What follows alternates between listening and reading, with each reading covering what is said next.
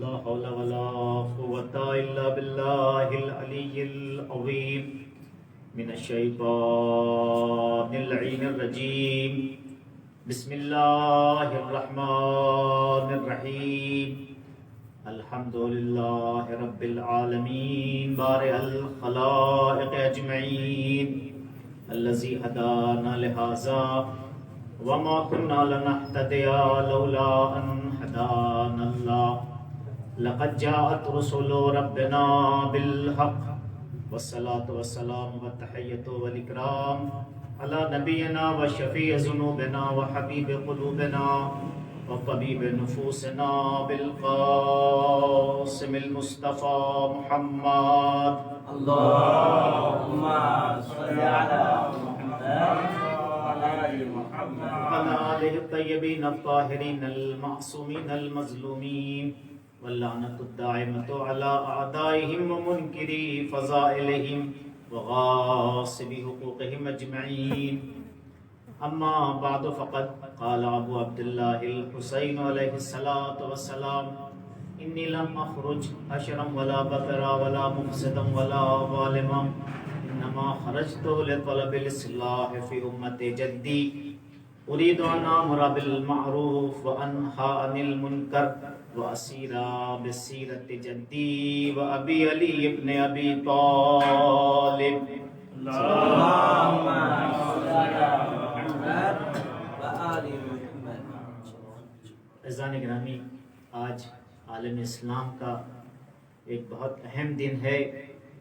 آج مرسل اعظم رحمت للعالمین، تاجدار انبیاء، فخر بشریت، پیغمبر گرامی اسلام کی شہادت کی تاریخ ہے اور آپ کی وفات کی تاریخ ہے، اور اس کے علاوہ جوانان جنت کے سردار سبط اکبر امام حسن مجتبیٰ علیہ السلام کی بھی شہادت کی تاریخ ہے۔ آج ہم پیغمبر اکرم کی اس سیرت اور اس روش کو بیان کرنا چاہتے ہیں کہ پیغمبر اکرم نے جس اسلامی معاشرے کی مدینے میں بنیاد رکھی، جس اسلامی سوسائٹی کا پیغمبر نے مدینے میں قیام کیا، تو سوال یہ اٹھتا ہے کہ کیا حالات آ گئے کہ وہ عظیم الشان پیغمبر کی جو آخری شریعت کو لے کر آیا ہے، جس کے بعد نہ کوئی دین آنا ہے، نہ کوئی شریعت آنی ہے، نہ کوئی وحی کا سلسلہ قائم ہونا ہے، وہ آخری شریعت جو پیغمبر لے کر آئے ہیں، اس آخری شریعت کے ساتھ اس 40-50 سال میں کیا ہوا کہ امام حسین علیہ السلام کو یہ جملے ادا کرنا پڑ رہے ہیں۔ یعنی امام کیا کہہ رہے ہیں کہ میں اپنے نانا کی امت کی اصلاح کے لیے اٹھ رہا ہوں، یعنی امت میں فساد پیدا ہو گیا ہے، یعنی امت میں خرابیاں آ گئی ہیں۔ اريد ان آمر بالمعروف وانہی عن المنکر، اس اصلاح کو میں کیسے انجام دوں گا کہ میں معاشرے میں امر بالمعروف اور نہی عن المنکر کروں گا۔ پھر امام کیا کہتے ہیں، اس امر بالمعروف اور نہی عن المنکر کا معیار اور ملاک کیا ہوگا، امر بالمعروف کا معیار کیا ہوگا، اريد ان آمر بالمعروف وانہی عن المنکر واسیر بسیرت جدی وابی علی بن ابی طالب۔ یعنی امام حسین علیہ السلام کیا کہہ رہے ہیں کہ نانا کی امت میں وہ دین جو پیغمبر لے کر آئے تھے اس سے انحراف واقع ہو گیا ہے، اب میں کربلا میں اپنی جان کا نذرانہ نچھاور کر کے اس پیغمبر کے دین کی اصلاح کرنا چاہ رہا ہوں۔ میں چاہ رہا ہوں کہ نانا کی اس سیرت کو دوبارہ زندہ کروں، اپنے والد گرامی امیر المومنین کی اس سیرت کو دوبارہ زندہ کروں۔ تو سوال یہاں یہ اٹھتا ہے کہ کیا حالات ہوئے، یعنی پیغمبر جب تھے تو اسلامی معاشرے کی کیفیت کیا تھی، یعنی پیغمبر کس اسلامی معاشرے کو چھوڑ کر گئے تھے، اس اسلامی معاشرے کے ساتھ ہوا کیا، اور امام حسین علیہ السلام کے اس کام کی ارزش ہمیں زیادہ سمجھ میں آئے گی، امام حسین علیہ السلام کے اس قول کی اہمیت ہمیں زیادہ سمجھ میں آئے گی۔ جیسا کہ ہم دیکھتے ہیں کہ امام جعفر صادق علیہ السلام بھی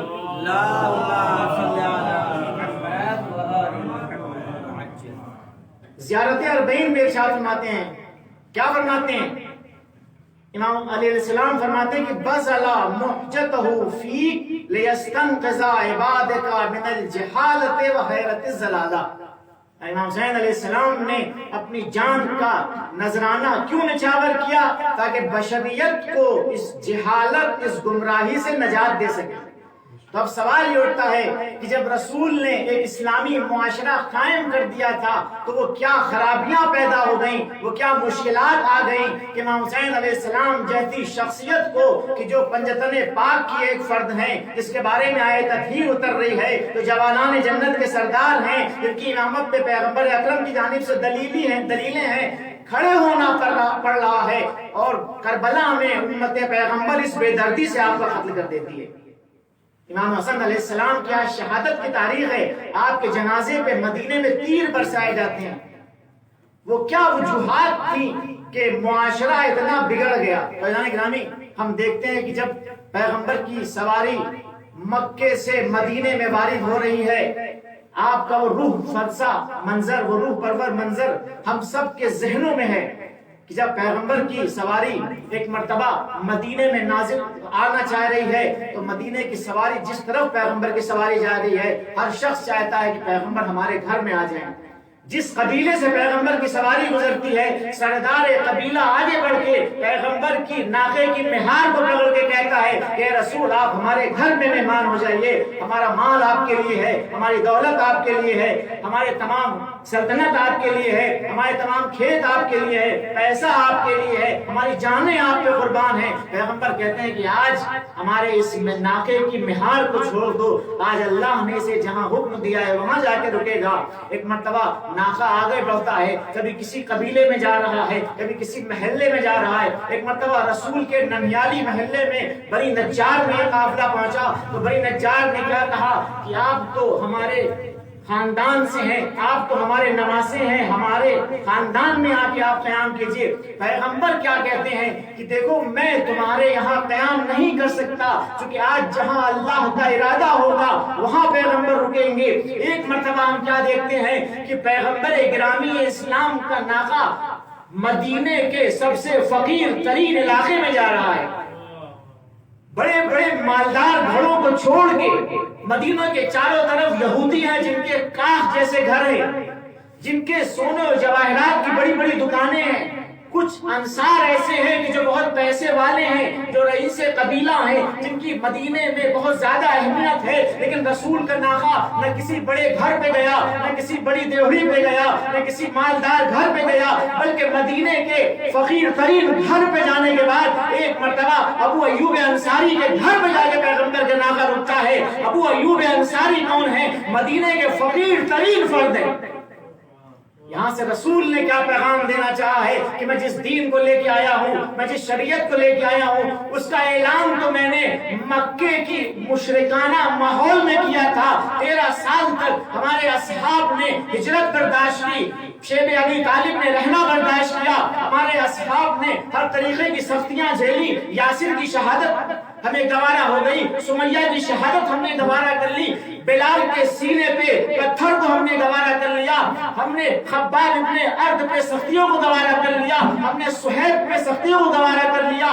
لیکن ہم نے ان تمام سختیوں کے بعد اب ہم جب مدینے میں آ رہے ہیں تو اس مشرکانہ، اس جاہلانہ ثقافت سے الگ ہٹ کے اس اسلامی ثقافت کی میں بنیاد رکھنا چاہ رہا ہوں. اس میں بنیاد نہ پیسہ ہے، نہ قبیلہ ہے، نہ نسل ہے، نہ فرقہ ہے، نہ کوئی بڑا آدمی ہے، بلکہ پیغمبر نے اپنے مدینے میں وارد ہوتے ہی یہ بتا دیا کہ دیکھو جو پیغمبر کے ساتھ ملک کے لیے آیا ہے، سلطنت کے لیے آیا ہے، پیسوں کے لیے آیا ہے، وہ آج ہی پیغمبر سے الگ ہٹ جائے. پیغمبر کیا کہنا چاہ رہے ہیں؟ یہ کہنا چاہ رہے ہیں کہ دیکھو ہمارے یہاں غریب اور امیر کا کوئی امتیاز نہیں ہے. جو غریب کو حق ہے وہی امیر کو حق ہے، جو کالے کو حق ہے وہی گورے کو حق ہے، جو رئیس قبیلہ کو حق ہے وہی چھوٹے انسان کو حق ہے، جو آقا کو حق ہے وہی غلام کو حق ہے. صلوات بر محمد و آل محمد.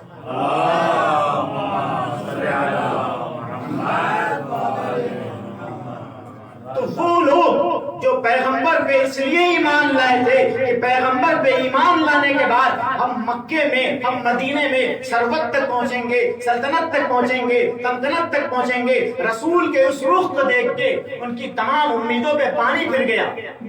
شاید بعض مدینے والوں نے بھی سوچا تھا کہ چونکہ انہوں نے یہودیوں سے سن رکھا تھا، بات دیکھیں ایک بہت بڑا مسئلہ ہمارے لیے بھی یہاں پر ہے کہ یہود 100-200 سال پہلے آگے مدینے میں بس گئے تھے۔ ان کے بسنے کی وجہ کیا تھی؟ تاکہ ایک نبی آئے گا آخر الزمان میں، جو اللہ جس کو مدینے سے وہ مکے میں اعلان نبوت کرے گا اور پھر وہ ہجرت کر کے مدینے میں آئے گا۔ ایک ایک خصوصیت ان کی کتابوں میں لکھی ہوئی ہے، ان تمام خصوصیات کو انہوں نے پڑھ رکھا ہے۔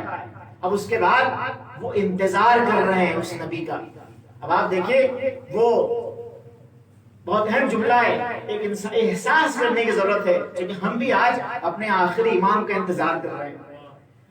وہ یہودی جو پیغمبر کے ساتھ دینے کے لیے فلسطین کے اپنے علاقوں کو چھوڑ کے مدینے میں آ کے بس گئے تھے کہ جب آخری نبی آئے گا تو ہم اس کا ساتھ دیں گے، اس کی حمایت کریں گے، اس پہ پہلے ایمان لائیں گے۔ تمام نشانیاں ان کو پتا تھی، لیکن جب وہ آیا تو پہلے تو اس کی قتل کی سازشیں کرنے لگے۔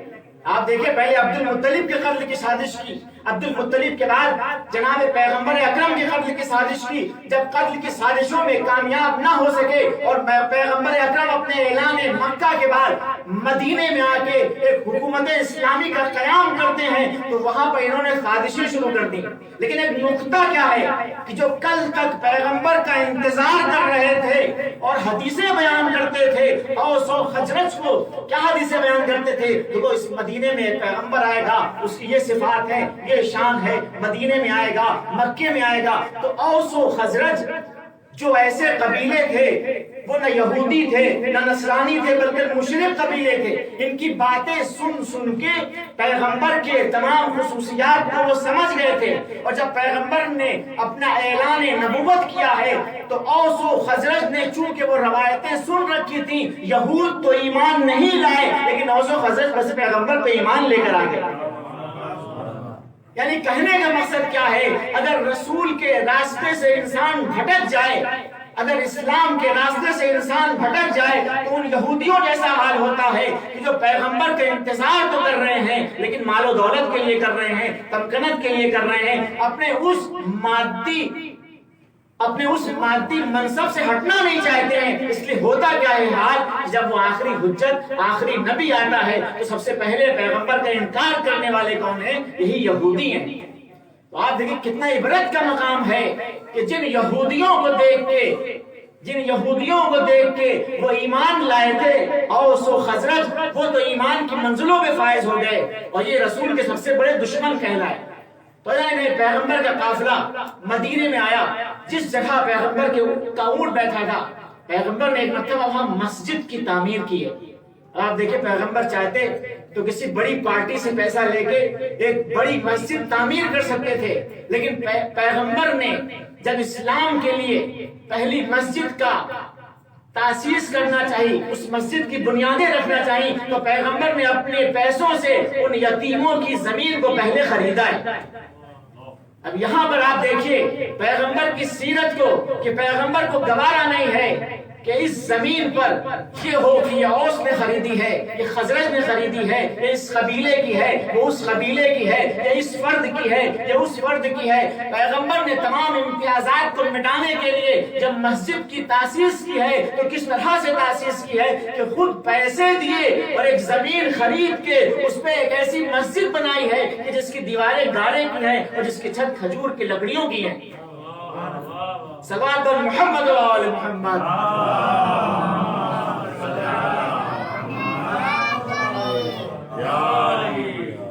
تو پیغمبر اس معاشرے کی بنیاد اور اس معاشرے کی تاسیس کر رہے ہیں سرزمین مدینہ پر، اور شروعات ہے آج، اور اس طرح کا پیغام پیغمبر دے رہے ہیں۔ آپ دیکھیے کیونکہ پوری تاریخ پیغمبر کی نہیں پڑھنی، لیکن آپ کو نزدیک کرنا چاہ رہا ہوں کہ وہ کیا حالات تھے جنہیں مٹایا گیا، جنہیں بگاڑا گیا۔ آپ دیکھیے پیغمبر آتے ہیں، مسجد تاسیس ہو گئی، اب پیغمبر کیا کہتے ہیں کہ تمام امتیازات کو مٹانے کے لیے کہتے ہیں کہ مہاجرین اور انصار آپس میں عہد و اخوت باندھیں گے، ہر انسان کو دوسرے کا بھائی بنایا. المؤمنون اخوا، یعنی مومنین آپس میں بھائی ہیں. نہ کوئی دوسرے پہ امتیاز رکھتا ہے، نہ اجمی عرب پہ امتیاز رکھتا ہے، نہ عرب اجمی پہ امتیاز رکھتا ہے، نہ کالا گورے پہ امتیاز رکھتا ہے، نہ گورا کالے پہ امتیاز رکھتا ہے. اگر امتیاز کا میلاد ہے تو تقویٰ ہے، اگر امتیاز کا ملاک ہے تو عبودیت ہے. اب پیغمبر جس اسلامی سوسائٹی کو مدینے میں قائم کر رہے ہیں، وہ اس مدینے میں ایسی سوسائٹی قائم ہو رہی ہے کہ اس ماحول میں جس کی پذیرش نہیں ہے، جس کو لوگ سمجھ نہیں سکتے ہیں، وہ قبیلہ جہاں پر یہ حالت ہے کہ اگر ایک بڑا انسان مار دیا جائے تو اس کے بدلے میں پورے قبیلے کو مٹا دیتے ہیں. اگر ایک چھوٹا انسان مار دیا جائے تو اس کے خون کی کوئی حیثیت نہیں ہے. جہاں پر 120 سال تک دو قبیلوں میں چھوٹی چھوٹی باتوں میں لڑائیاں ہوتی ہیں، جہاں پر بیٹیوں کو جلا دینا عزت و غیرت سمجھا جاتا ہو، جہاں پر فحشا پہ افتخار کیا جاتا ہو، جہاں پر جاہلیت کا وہ ماحول ہو کہ جس کی امام مولا کائنات نے نہج البلاغہ میں کس طرح سے اس کو پہچانوایا ہے ہمیں. یعنی وہ جاہلیت کا ماحول ہے کہ جہاں جاہلیت پہ افتخار ہو رہا ہے، جہاں لوگوں کے زندہ درگور کر دنوں میں بیٹیوں پہ اس کو غیرت سمجھا جا رہا ہے، جہاں پہ فحشا کو اپنی کیا کہتے ہیں عزت کی باتیں بیان کیا جا رہا ہے، جہاں پہ پیسے پہ غرور ہے، جہاں پہ مردوں پہ فخر ہو رہا ہے. اس ماحول میں پیغمبر آ کے اس الہی نظام کو قائم کر رہے ہیں کہ اس میں نہ کالے کو گورے پہ امتیاز ہے، نہ عرب کو عجم پہ امتیاز ہے.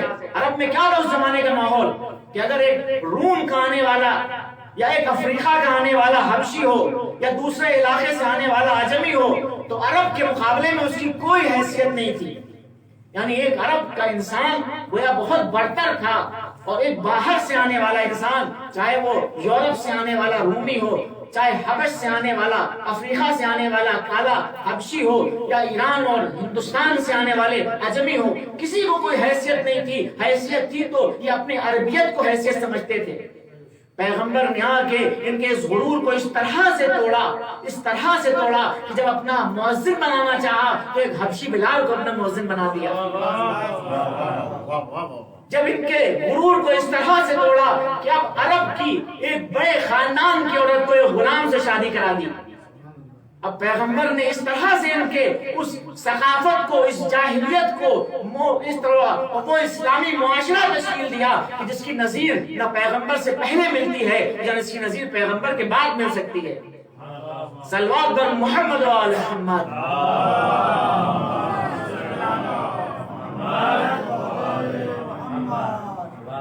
تو یہ پیغمبر ایک معاشرہ تشکیل دے رہے ہیں. یہاں پر ایک نقطہ آپ کے سامنے اذان گرامی، تو معیار کیا ہے؟ تقویٰ ہے اذان گرامی. اب آپ دیکھیے اسلام نے معیار کیا ہے؟ ان اکرمکم عند اللہ اتقاکم. اسلام نے معیار برتری کیا قرار دیا ہے؟ علم کو معیار برتری قرار دیا ہے. هل يستوي الذين يعلمون والذين لا يعلمون. اسلام نے معیار برتری قرار دیا ہے، ایمان کو قرار دیا ہے. من کان مؤمنا کمن کان فاسقا هل يستوون. اسلام نے برتری کا معیار جہاد کو قرار دیا ہے. فضل اللہ المجاہدین علی القاعدین. تو اب اسلامی معاشرے میں تقویٰ معیار فضیلت، علم معیار فضیلت، ایمان معیار فضیلت، جہاد معیار فضیلت. اگر ایمان معیار فضیلت ہے، جہاد معیار فضیلت ہے، تقویٰ معیار فضیلت ہے اور علم، تو آپ آج کا دیکھیے کہ پیغمبر نے ان افراد کی تربیت کی ہے، ان افراد کی تربیت کی ہے کہ جہاں پہ ہمیں مومنین کہتے ہوئے نظر آتے ہیں سلونی سلونی قبل ان تأخذونی. پیغمبر اپنے بعد ان افراد کو چھوڑ کے جا رہے ہیں کہ جن کے لیے پیغمبر ارشاد کر رہے ہیں انا مدینۃ العلم وعلی بابها.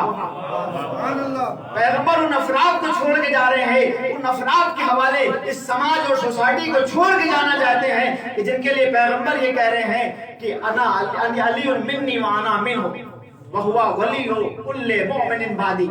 پیغمبر اپنے بعد اگر کسی کو اس سماج اور اس سوسائٹی کے ہاتھ میں دینا چاہتے ہیں تو وہی برتری کا معیار ہے. نہ خاندان برتری کا معیار قرار دے رہے ہیں، نہ نسل کو اس کے لیے قرار دے رہے ہیں، بلکہ کیا کہہ رہے ہیں کہ دیکھو اگر ہمارے بات آئے گا تو وہ آئے گا جو میری طرح علم کا مالک ہے، جو میری طرح فضیلتوں کا مالک ہے، جس کو میری طرح اللہ نے نصب کیا ہے، جس کو میری طرح اللہ کی جانب سے نصوص آتی ہیں، جو میری طرح معجزے رکھتا ہے.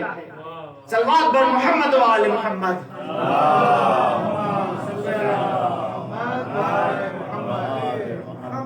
اسلام نے ایمان کو برتری کا معیار قرار دیا اور پیغمبر اس شخص کے حوالے اس جامعے کی، اس معاشرے کی باغ ڈور کہہ کے جا رہے ہیں کہ جب وہ خندق میں پیغمبر اکرم کا یہ سپاہی اپنے عبدالت کے مقابلے میں جاتا ہے تو پیغمبر کیا کہتے ہیں؟ کل ایمان کل کفر کے مقابلے میں جا رہا ہے. اس علی کے حوالے پیغمبر اس جامعہ اور اس معاشرے کی باغ ڈور دے کے جا رہے ہیں، جس کے لیے پیغمبر جب عمرو بن عبدالعزیز کو جناب مومنین نے ایک ضربت لگائی ہے، پیغمبر کیا کہتے ہیں نظر آتے ہیں؟ ضربت علی یوم الخندق افضل من عبادت الثقلین. صلوات بر محمد و آل محمد.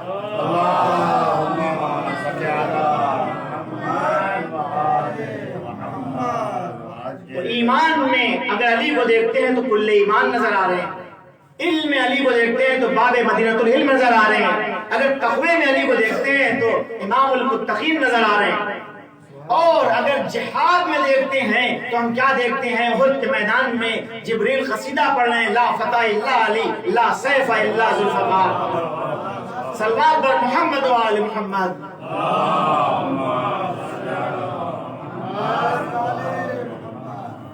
تو عزیزان گرامی، جن معیارات کو، جن ملاقات کو، جس روش کو، جس اسلوب کو پیغمبر چھوڑ کے جا رہے ہیں اور اپنے بعد معاشرے کی باغ ڈور ان ایسے افراد کے حوالے کر کے جا رہے ہیں تو سماج کو پیغمبر کے اسی روش سے اختلاف ہے. عزیزان گرامی، اب پیغمبر کے بعد کیا ہوا کہ کربلا جیسی جنگ وقوع ہو گئی. عزیزان گرامی، تو جس معاشرے کو پیغمبر چھوڑ کے جا رہے ہیں اس کے جو ملاقات آپ دیکھیے، اس معاشرے میں کس طرح سے ملاقات ہیں. آپ دیکھیں پہلی جنگ اسلام کی کیا ہے؟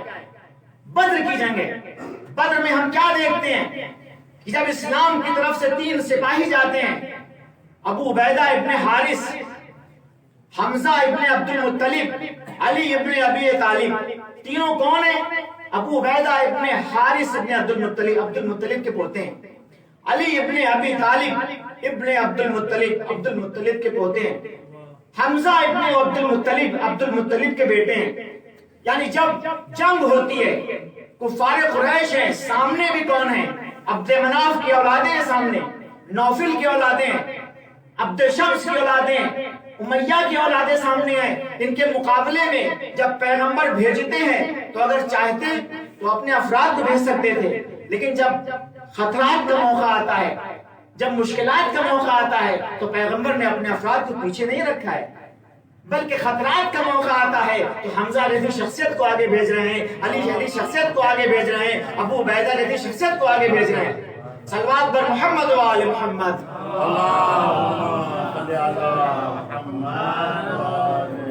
اسی طرح ہم دیکھتے ہیں خندق میں بھی جب تمام لوگ پیچھے ہٹ رہے ہیں تو کون ہے جو سب سے آگے بڑھ رہا ہے؟ وہ مومنین کی ذات ہے. لوگ تو یہ کہتے ہوئے نظر آتے ہیں کہ یہ وہ شخص ہے جو 1000 افراد کا ایک اونٹنی کے بچے سے مقابلہ کر رہا ہے. اس اب اپنے افضل کے مقابلے میں ہم کیسے جائیں گے؟ لوگوں کو بھڑکا رہے ہیں، لیکن وہاں پہ علی اٹھ کے اس طرح سے جاتے ہیں کہ پیغمبر کو یہ کہنا پڑا کہ کل ایمان کل کفر کے مقابلے میں جا رہا ہے. اس طرح سے آپ تمام جنگوں کو دیکھتے چلے جائیں، خیبر ہو، خندق ہو، حنین ہو، اسلام نے ایک روش جو اپنائی ہے وہ یہ نہیں ہے کہ اپنے لوگوں کو بچا لیا جائے، بلکہ اسلام پر سب سے پہلے اگر قربان ہوتا ہے تو اسلام نے، پیغمبر نے اپنے جان کے پیاروں کو سب سے پہلے پیش کیا ہے. جانے کے نام اسی لیے کیا ہوتا ہے؟ احد میں حمزہ شہید ہوتے ہیں، موتا میں جعفر شہید ہوتے ہیں، اور بدر میں ہم دیکھتے ہیں ابو عبیدہ شہید ہوتے ہیں. اور ہر طرح سے آپ دیکھیے تو پیغمبر نے اپنی اس اسلام کی اشاعت میں سب سے پہلے اپنے جان کے پیاروں کو سب سے آگے رکھا ہے. تو یہ پیغمبر کی روش ہے، یہ پیغمبر کی سیرت ہے کہ جس کو پیغمبر آگے لے کر آنا چاہ رہے ہیں. میں صحیح سے بیان نہیں کر پا رہا ہوں آپ کے سامنے کہ یہ پیغمبر نے جو معاشرہ چھوڑا تھا اس کی نظیر آپ کو نہیں ملے گی. اور خصوصاً اس عرب کے ماحول میں اگر پیغمبر چاہتے تو روم میں آ جاتے، اگر پیغمبر چاہتے تو قیصر و قصرہ تو حکومتیں تھیں، حبشہ میں آ جاتے، ایران میں آ جاتے، لیکن پیغمبر اس عرب کی چٹیل وادیوں میں کیوں آئے؟ آپ دیکھیں بہت اہم نکتہ ہے کہ پیغمبر نے اپنے دین کا اعلان اس چٹیل وادیوں میں کیوں کیا، حجاز کے ان بے آب و گیا ماحول میں کیوں کیا پیغمبر نے؟ چونکہ اگر اس وقت دو رقیب طاقتیں تھیں، دو سپر پاور طاقتیں تھیں، ایک قیصر اور ایک کسرا، ایک ایران کی طاقت تھی، ایک روم کی طاقت۔ اگر پیغمبر روم میں اپنی نبوت کا اعلان کرتے اور رومی آپ کو مان لیتے تو ایرانی آپ سے ہٹ جاتے، حبشہ والے آپ سے ہٹ جاتے۔ اگر حبشہ میں کرتے تو کیا ہوتا، ایرانی آپ سے کٹ جاتے، رومی آپ سے کٹ جاتے۔ تو آپ نے اپنی نبوت کا اعلان ایک ایسے ماحول میں کیا، ایک ایسے سماج میں کیا، ایک ایسے معاشرے میں کیا تو سب سے بدو ماحول تھا، نہ اس کی طرف شرق کی حمایت کا اعتماد تھا، نہ غرب کی حمایت کا کوئی لیبل لگا ہوا تھا، بلکہ ایک بدو اور جاہلی ماحول میں جو ہر طرح کی نسبتوں سے پاک ماحول تھا، وہاں پر اسلام کی توحید کا اعلان کیا تاکہ یہ قیامت تک باقی رہنے والی شریعت نہ غرب سے متصل ہو سکے، نہ شرق سے منتقل ہو سکے، بلکہ اللہ کی طاقت سے متصل ہو کر ملکوت اعلیٰ تک پیغمبر پہنچا دے۔ صلوات محمد و آل محمد۔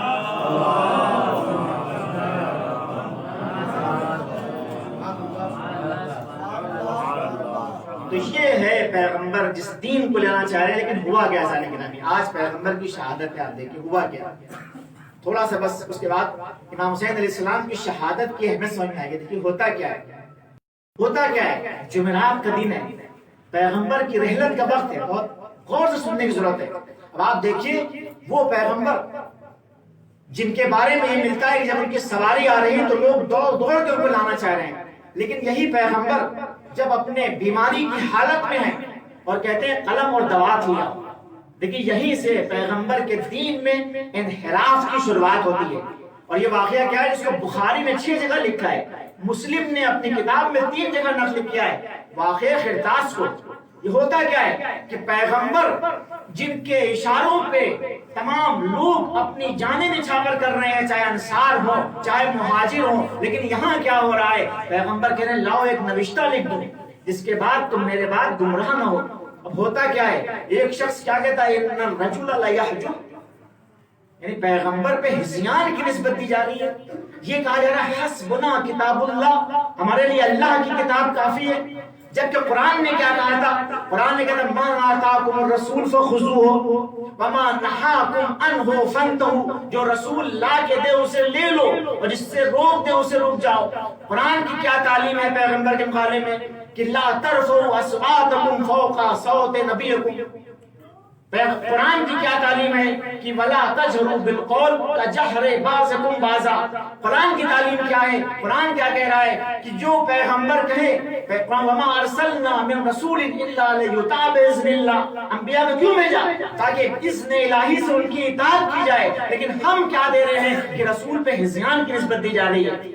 ہم کیا دیکھتے ہیں، وہ سماج جو رسول نے بنایا تھا، وہ رسول کی اس شریعت کو، اس دین کو اس الہی نمائندے تک نہ پہنچنے پائے، اس کے لیے یہاں سے انحراف کی شروعات ہوتی ہے۔ اور انحراف کی شروعات کیا ہوتی ہے کہ یہ نعرہ دیا جاتا ہے کہ ہمارے لیے قرآن کافی ہے، ہمیں رسول کے بیانات کی ضرورت نہیں، ہمیں رسول کے تشریحات کی ضرورت نہیں، ہمیں رسول کی احادیث کی ضرورت نہیں، جبکہ قرآن کیا کہہ رہا ہے وما آتاکم الرسول فخذوہ وما نہاکم عنہ فانتہوا، بلکہ قرآن کیا کہہ رہا ہے اطیعوا اللہ والرسول، قرآن کہہ رہا ہے اطیعوا اللہ واطیعوا الرسول واولی الامر منکم، قرآن کیا کہہ رہا ہے انما ولیکم اللہ ورسولہ والذین آمنوا الذین یقیمون الصلاۃ ویؤتون الزکاۃ۔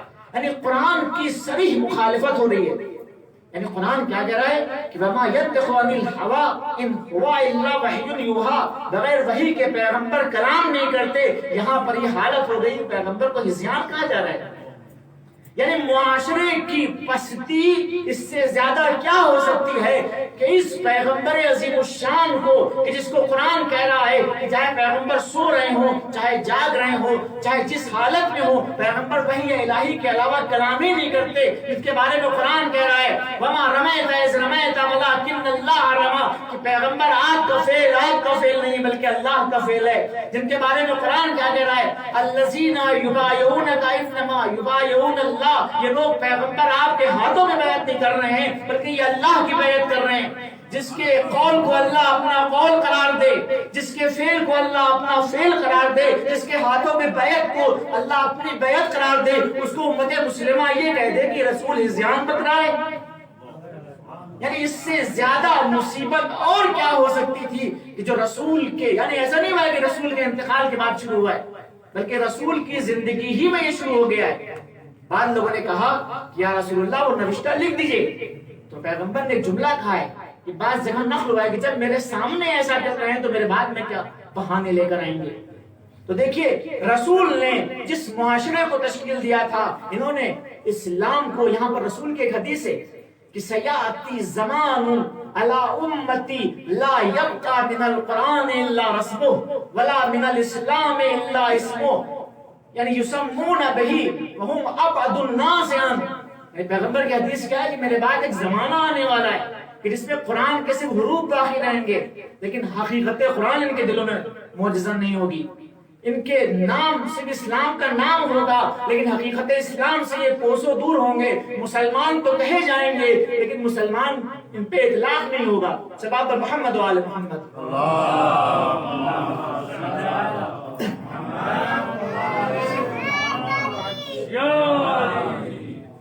تو جناب یہ حال ہے کہ پیغمبر کیا کریں، اس کا مطلب دیکھیں امام حسین اسلام کیا کہہ رہے تھے کہ انی لم اخرج اشرا ولا بطرا ولا مفسدا ولا ظالما انما خرجت لطلب الاصلاح، یعنی فساد پیدا ہو گیا ہے، اس کو مٹانے کے لیے حسین جیسے شخص کو کھڑا ہونا ہے۔ یہاں پیغمبر کیا کہہ رہے ہیں، اپنے زمانے میں کہہ رہے ہیں کہ ایک ایسا زمانہ آئے گا کہ جس زمانے میں ہماری امت جس قرآن کو میں لے کے آیا تھا ہدایت کے لیے، اس قرآن فقط لقلقہ زبانی رہ جائے گا، وہ اسلام جس کو میں ان الدین عند اللہ الاسلام کہہ کے لایا تھا وہ اسلام فقط نام کا رہ جائے گا اور ان کے خالی زبانوں پہ اسلام ہوگا لیکن اسلام کا حقیقی وجود باقی نہیں رہ جائے گا۔ تو یہ کیسے وجوہات تھی جس بنا پہ اسلام کا فقط نام بچ رہا ہے، قرآن کے فقط حروف بچ رہے ہیں، یعنی وہ کیا ماحول ہوتا ہے، اس کی شروعات اس سے پہلے سے ہو چکی تھی۔ دیکھیے مدینے میں 3 گروہ تھے جو پیغمبر سے لڑ رہے تھے، ایک مشرکین تھے جو مکے سے لڑ رہے تھے، طائف سے لڑ رہے تھے، پورے حجاز سے لڑ رہے تھے، ایک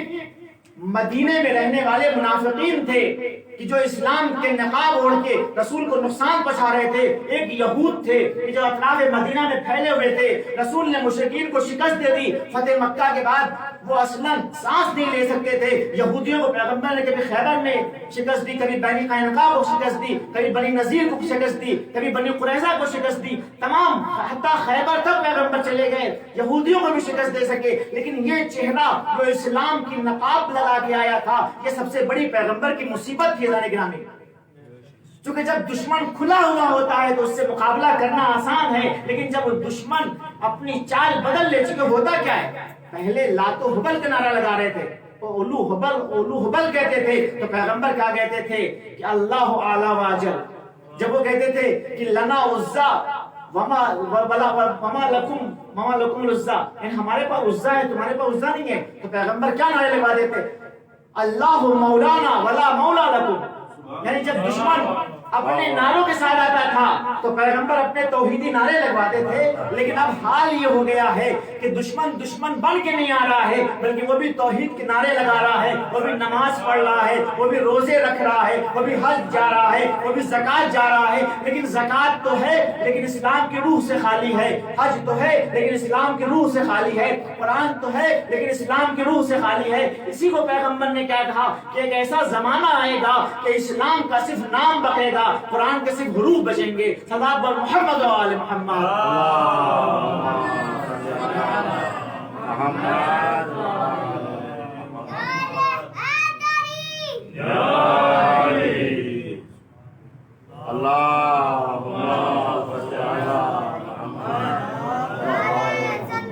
تو پہلی چیز کیا تھی کہ جس کے ذریعے سے پیغمبر کے دین کو مٹانے کی کوشش کی گئی، وہ یہ تھی کہ پیغمبر کے سامنے یہ نعرہ لگایا گیا کہ ہمارے لیے قرآن کافی ہے، ہمیں حدیث پیغمبر کی ضرورت نہیں ہے۔ پھر ہم کیا دیکھتے ہیں جانے گرامی، اب آپ دیکھیے کہ یہی لوگ جو آج یہ کہہ رہے ہیں کہ پیغمبر کے نوشتے کی ہمیں ضرورت نہیں ہے، پیغمبر کے لکھے ہوئے اس کاغذ کی ہمیں ضرورت نہیں ہے، لیکن جب پہلی خلافت کو ہم دیکھتے ہیں کہ جب خلیفہ کا انتقال ہوتا ہے، آخری وقت ہے، مرض موت میں ہے، تو ایک مرتبہ وہ آگے تحریر لکھ رہے ہیں. تو اب وہ شخص جو پیغمبر پہ ہذیان کی نوبت لگا رہے تھے، جو پیغمبر پہ ہذیان کی نسبت لگا رہے تھے، جب انہی کا نام یعنی پہلے خلیفہ نے جب دوسرے خلیفہ کا نام لکھا اور عثمان اس تحریر کو لکھ رہے ہیں، ایک مرتبہ مرض کی شدت ہے، اس بیماری کی شدت میں ہوتا کیا ہے کہ ان کو غش آ جاتا ہے، تو وہ لکھتے ہیں کہ خود سے لکھ دیتے ہیں کہ میں اپنے بعد عمر ابن خطاب کو خلیفہ بنا رہا ہوں. تو آپ سب امت تو جب یہ بات ہوتی ہے تو وہ صاحب جن کا نام لکھا ہے وہ مسجد میں بیٹھ کے تمام امت مسلمہ کو سمجھا رہے ہیں کہ دیکھو امت کی ہدایت کے لیے خلیفہ اول کس طرح سے تحریر کر رہے ہیں، اس پہ عمل کرنا تمہارا فریضہ ہے. تو پتہ کیا چلا کہ اگر ہذیان کی نسبت پیغمبر پہ دی تھی مرض الموت میں، بیماری کی حالت میں، تو یہاں پر پھر آپ کا میراث کیوں بدل گیا؟ یہاں پہ آپ کا معیار کیوں بدل گیا؟ یہاں بھی مرض کی بیماری، یہاں بھی بیماری کی حالت ہے، یہاں پہ آپ ہذیان کی نسبت نہیں دے رہے ہیں. اس کا مطلب جہاں پہ پیغمبر کے اس راستے سے امت کو ہٹانا ہے تو وہاں پر پیغمبر کی بات کی صریح قرآن کی مخالفت کرتے ہوئے پیغمبر پہ ہذیان کی نسبت لگا دی. جہاں پہ اپنا فائدہ ہے وہاں پہ تمام ملاقات اور تمام معیارات کو بھول گئے. صلوات پر محمد و آل محمد.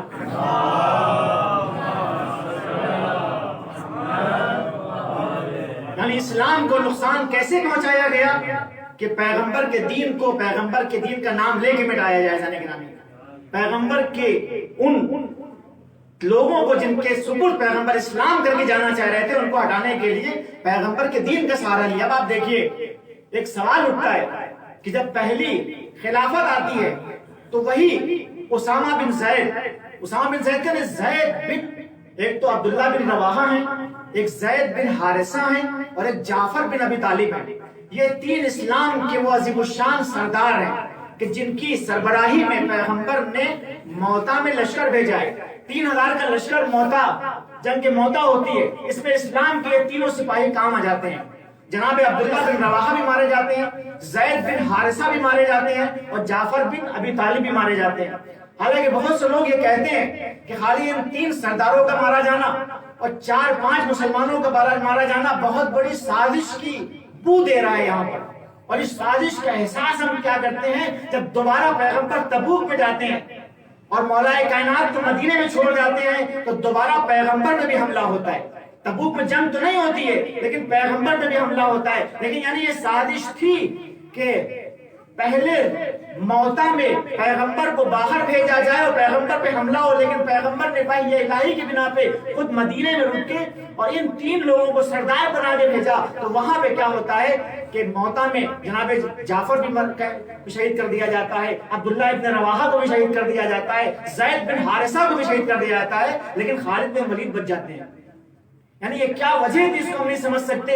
اس کا پردہ کب کھلتا ہے کہ جب پیغمبر دوبارہ تبوک میں جاتے ہیں 30,000 کا لشکر لے کے اور مولا کائنات کو مدینے میں چھوڑتے ہیں تاکہ کوئی سازش کو ناکام بنایا جا سکے، تو پیغمبر کے اوپر بھی حملہ ہوتا ہے. زانے گرامی، تو اب آپ یہاں پہ دیکھیے ہوتا کیا ہے کہ وہ لوگ کہ جو زید بن حارثہ کے بیٹے اسامہ بن زید کے لشکر کو جو پیغمبر نے بنایا ہے، پیغمبر کیا کہہ رہے ہیں کہ زید بن اسامہ بن زید کے لشکر میں جو نہ جائے اس میں پیغمبر لعنت کر رہے ہیں. پیغمبر کیا کہہ رہے ہیں کہ اسامہ بن زید کے لشکر کو پیغمبر نے مدینے کے باہر اس میں باقاعدہ کیا کہ ٹکڑی باہر کھڑی ہو گئی ہے اور بریدہ بن حسیب اسلمی کے ہاتھ میں پرچم ہے اور زید کی سربراہی میں پیغمبر بھیجنا چاہ رہے ہیں. بہت اہم نقطہ دیکھیے، وہاں پہ لوگ اعتراض کرتے ہیں. اعتراض کیا کرتے ہیں کہ یا رسول اللہ زید جوان ہیں، 22-23 سال کے جوان ہیں اور یہ تمام اصحاب جو بوڑھے ہیں، بزرگ ہیں، 60-70 سال کے ہیں، 80 سال کے ہیں، ایک جوان کی سربراہی میں آپ کیسے بھیج رہے ہیں؟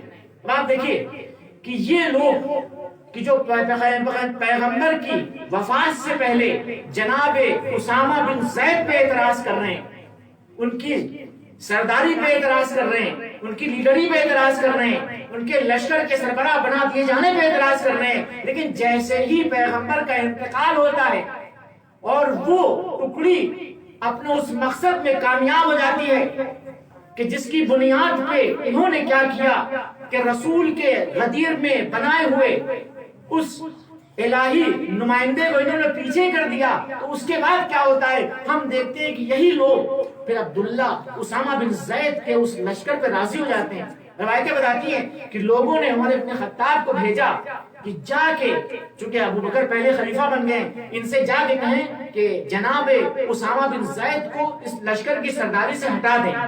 تو وہاں پہ ہوتا کیا ہے کہ جناب ابو بکر کیا کہتے ہیں؟ وہ یہ کہتے ہیں کہ جس کو پیغمبر نے بنایا ہے میں اس کو کیسے ہٹا سکتا ہوں؟ اب آپ دیکھیے، جب خود اس پلان میں انسان کامیاب ہو گیا تو اب کس بات کو ملاک بنا رہے ہیں کہ جس کو پیغمبر نے بنایا ہے میں اس کو کیسے ہٹا سکتا ہوں؟ یعنی اگر پیغمبر نے جس کو بنایا ہے وہ اگر اسامہ بن زید ہو اور اپنے ہم پلان میں کامیاب ہو جائیں تو اس کو ہم اس طرح سے سپورٹ کریں، لیکن جس کو پیغمبر نے غدیر میں 1.25 لاکھ میں بنایا تھا اس کو کیسے بول رہے ہیں؟ کچھ لوگوں کی مجبوری ہے کہ ان کو رسول کی وہ سوئی جو رات میں پیغمبر کے نور سے کھو جاتی ہے وہ تو نظر آ جاتی ہے، لیکن 1.25 لاکھ کے مجمع میں تپتپاتی ہوئی دھوپ میں چمچماتے ہوئے سورج میں مولا کائنات پیغمبر کے ہاتھوں میں نظر نہیں آتے۔ یہ تاریخ کی بھی مجبوری ہے، لوگوں کے عقائد کی بھی مجبوری ہے، بعض لوگوں کی کہ انہیں پیغمبر کی چھوٹے چھوٹے واقعات نظر آتے ہیں۔ وہ ایک حدیث تو نظر آ گئی کہ جس کا ناقل صرف ایک شخص ہے کہ نحن معاشر الانبیاء لا نورث ولا نورث، لیکن وہ حدیث نظر نہیں آئی کہ جس کو 110 صحابہ نے نقل کیا ہے کہ من کنت مولاہ فہذا علی المولا۔ وہ حدیث نظر نہیں آئی کہ جس کو بخاری نے بھی، مسلم نے بھی اور تقریباً کتنے ہی صحابہ نے نقل کیا ہے کہ یا علی انت منی بمنزلت ہارون من موسیٰ۔ وہ حدیث نظر نہیں آئی کہ جس کو پیغمبر نے کیا کہا، پیغمبر یا کہ اللہم اعطنی بحب خلقک الیک یاکلوا معی من ھذا الطیر۔ یعنی یہ حدیثیں کہ جس کو ہزاروں صحابہ نے نقل کیا ہے، جس کو سینکڑوں تابعین نے نقل کیا ہے، جس کو حفاظ نے نقل کیا ہے، جس کو محدثین نے نقل کیا ہے، جب اس کی باری آتی ہے تو ہم دیکھتے ہیں کہ حدیث غدیر کا ذکر طبری جیسی کتاب میں نہیں ہے، حدیث غدیر کا ذکر تفسیر طبری میں نہیں ہے، تاریخ طبری میں نہیں ہے۔ یعنی کیا ہوتا ہے کہ جب عقیدے کو اس طرح سے لایا جائے تو انسان 1.25 لاکھ کے صحابہ کے مجمع کو بھی بھول جاتا ہے اور اس حدیث کو سامنے لے آتا ہے جس کو صرف ایک آدمی نے نقل کیا ہو۔ تو یہ عزیزان گرامی وہ خیانتیں کی گئی ہیں پیغمبر کے دین کے ساتھ کہ جس کی ابتدا اس بنیاد پر ہوئی ہے حسبنا کتاب اللہ۔ وقت کے دوران میں گنجائش ہے عزیزان گرامی، یہاں پہ دوسرا کام کیا کیا گیا؟ دوسرا کام یہ کیا گیا ہے، اچھا ایک اور ہے نکتہ کہ جب اس حدیث کے اس سسٹم کو روکا گیا تو یہاں پہ ہم دیکھتے ہیں کہ کچھ شخصیتیں آگے آتی ہیں، وہ آگے آنے کے بعد اس کام کے خلاف، اس منع تدوین حدیث کے خلاف اقدام کرتی ہیں۔ جناب ابوذر جس میں سب سے آگے ہیں۔ جناب ابوذر کون ہے؟ جس کے بارے میں پیغمبر کہہ رہے ہیں، پیغمبر کیا کہہ رہے ہیں کہ ابوذر وہ ہیں کہ نہ آسمان نے ایسے سچے پہ سایہ کیا ہے، نہ زمین نے ایسے سچے کو اٹھایا ہے جو ابوذر سے زیادہ سچا ہو۔ یعنی پیغمبر کیا کہہ رہے ہیں کہ ماں اقلت الخضراء، وہ حدیث ہے ذی لہجۃ من اصدق من ابی ذر، یعنی یہ حدیث کے جملے ہیں کہ ابو ذر سے زیادہ جو سچا ہو، نہ اس کو آسمان نے سایہ کیا ہے نہ زمین نے اٹھایا ہے۔ تو آپ دیکھیں وہ ابو ذر کہ جو اتنے سچے ہوں اور ایمان لانے میں کیا ہے 5ویں نمبر پہ ایمان لائیں۔ جب پیغمبر نے جب اپنے عمومی دعوت کا اعلان کیا ہے تو 5ویں نمبر پہ جو ایمان لانے والے ہیں وہ کون ہے؟ جناب ابو ذر۔ اب آپ ان کا حال دیکھیے کہ ان کو اس لیے شام تبعید کر دیا جاتا ہے۔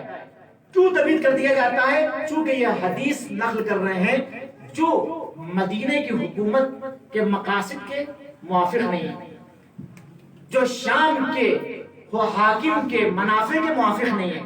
تو مدینے کی حکومت جب یہ دیکھتی ہے کہ ہماری منفعت کے موافق ابوذر جیسے صحابی کی حدیثیں نہیں ہیں، تو اب دیکھیے ابوذر کے ساتھ کیا ہوتا ہے کہ ابوذر کو شام تبعید کر دیا جاتا ہے، لیکن ابوذر ایک مرتبہ شام میں بھی حق بیانی کرتے ہوئے نظر آتے ہیں۔ تو ابوذر کو کیا ہے اس جرم میں جبل عامل تبعید کر دیا جاتا ہے۔ ایک مرتبہ ابوذر نے جبل عامل میں ہزاروں لوگوں کو مسلمان کر دیا، جس طرح سے جب پیغمبر نے 5ویں مسلمان ہونے کے بعد ان کو تبلیغ کے لیے، یہ پہلے مبلغ اسلام کے جن کو بنی غفار کے قبیلے میں پیغمبر نے بھیجا تھا اور انہوں نے بنی غفار کے آدھے قبیلوں کو مسلمان کر دیا تھا۔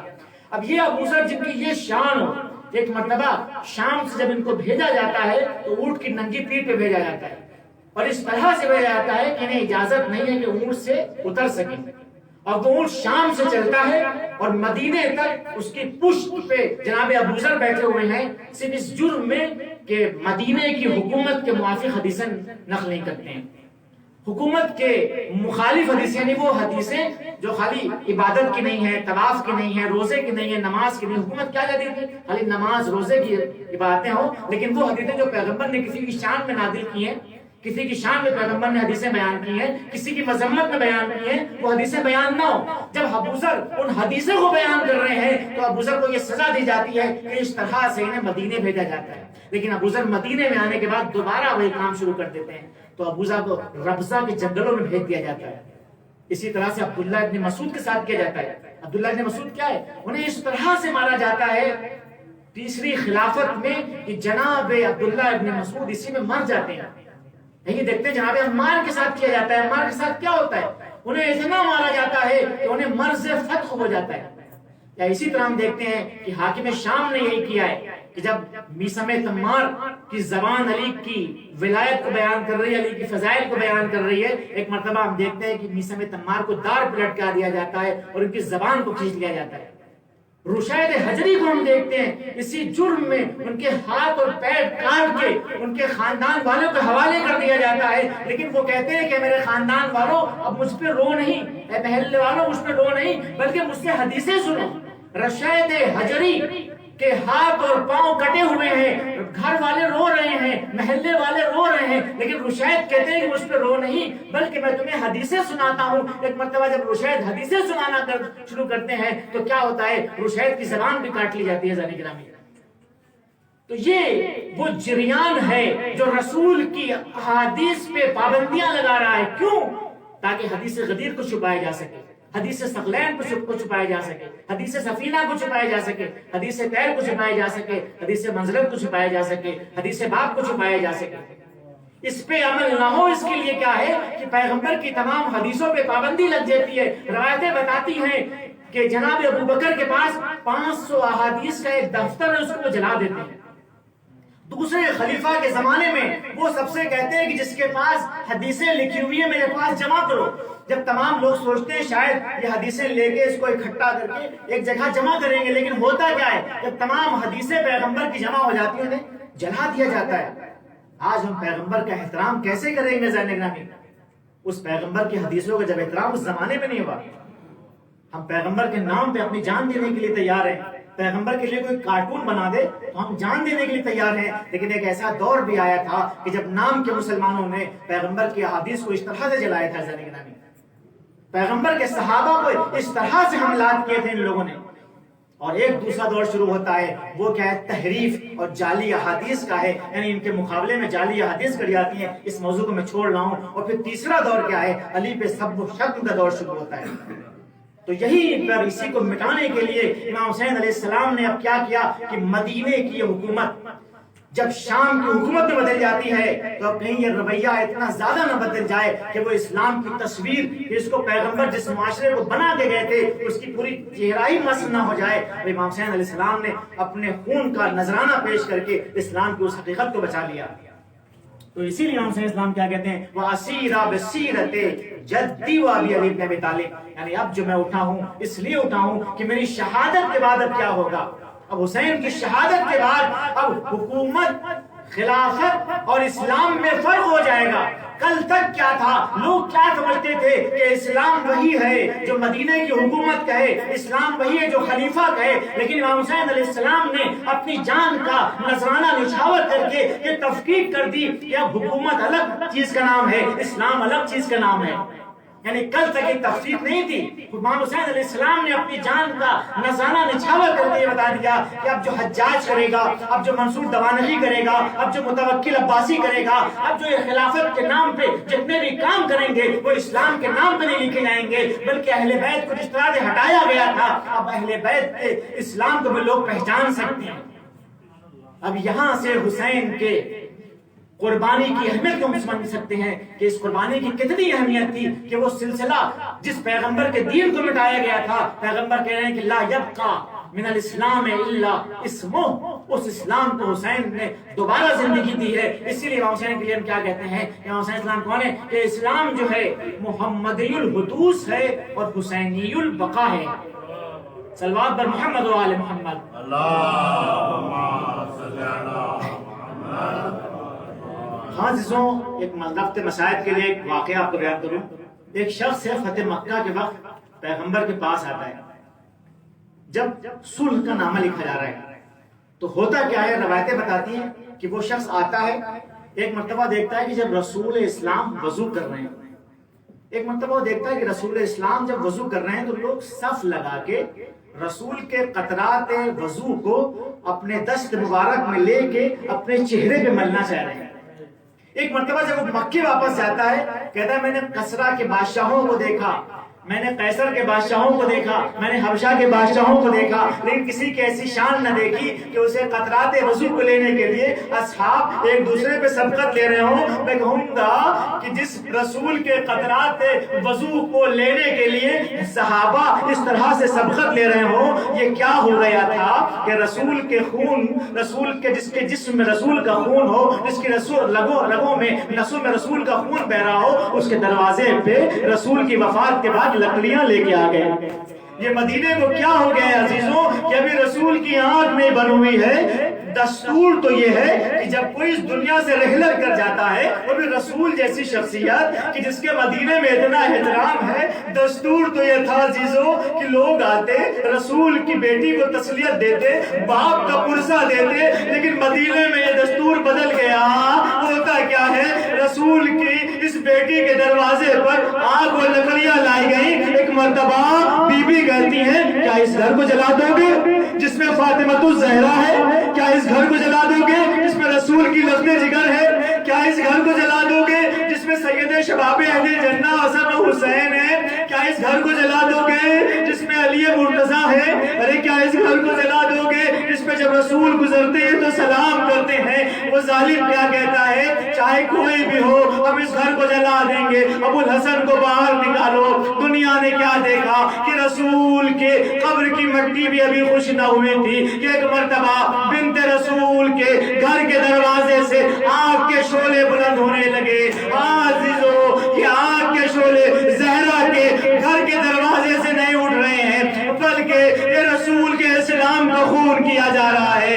عزیزو، ایک مرتبہ ہم کیا دیکھتے ہیں کہ دیوار رسول کی چہیتی بیٹی دیوار و در کے بیچ میں آ گئی، چوبے در فاطمہ کے سینے میں در آئی. ایک مرتبہ فاطمہ علی کی حفاظت کر رہی ہے، گھر میں شوہر موجود ہے، گھر میں علی موجود ہے، لیکن مدد کے لیے فاطمہ نے علی کو نہ پکارا. آواز دیتی ہے یا فزت و خزینی قد قتل ما فی عشائی، فزہ دوڑو میرا محسن شہید ہو گیا.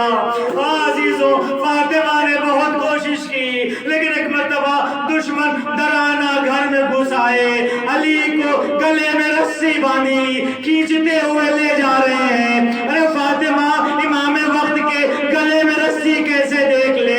ایک مرتبہ علی کو روکنے کے لیے فاطمہ نے ہاتھ آگے بڑھایا. دشمنوں نے اس طرح سے فاطمہ کے ہاتھوں اور پسلیوں پہ حملہ کیا کہ یہ زخم فاطمہ کے آخری وقت تک نہ گئے. میں کہوں گا اے فاطمہ، ایک مرتبہ جب علی کو لے گئے اور آپ نے یہ کہا کہ میں اپنے سر کے بال بکھیر دوں گی، مسجد نبوی کی دیواریں بلند ہونے لگی. لیکن کربلا کے میدان میں علی و فاطمہ کی بیٹی زہرا کی جائی زینب ام کلثوم کے سروں سے جب چادریں چھینی گئی، کوئی مدد کو آنے والا نہیں ہے. ہاں عزیزوں، آج امام حسن علیہ السلام کی شہادت ہے. آپ دیکھیے کہ یہ مدینہ کہ جو جب رسول کی سواری اس مدینے میں آ رہی ہے تو لوگ چاہتے ہیں کہ رسول کی سواری ہمارے گھر میں آئے. ہر شخص یہ چاہ رہا ہے کہ رسول ہمارے مہمان ہو. اسی مدینے کا یہ عالم ہے کہ جب رسول کے چھوٹے بڑے نواسے حسن کا جنازہ اس مدینے میں اٹھ رہا ہے تو روایتیں کیا بتاتی ہیں کہ اس جنازے میں بنی امیہ نے تیر بارانی کر دی اور حسن کا جنازہ تیروں پہ معلق ہو گیا. عزیزوں، کیا رسول کے نوازوں کی یہی عزت تھی کہ ان کے جنازے پہ تیر برسائے جائیں. ارے رسول کے نوازے کو رسول کے پہلو میں دفن نہ ہونے دیا گیا. اس سے بڑی مصیبت کیا ہو سکتی تھی؟ اس کے اوپر یہ کیا گیا کہ حسن کے جنازے پہ تیر برسائے گئے. ہائے زہرا کا لال جس کے کلیجے کے ٹکڑے تشت میں گر رہے ہوں، مرنے کے بعد اس طرح سے بے حرمتی کی گئی. الا لعنت اللہ علی قوم الظالمین. سيعلم الذين ظلموا أيام منقلب ينقلبون. ألا لعنة الله على قوم الظالمين.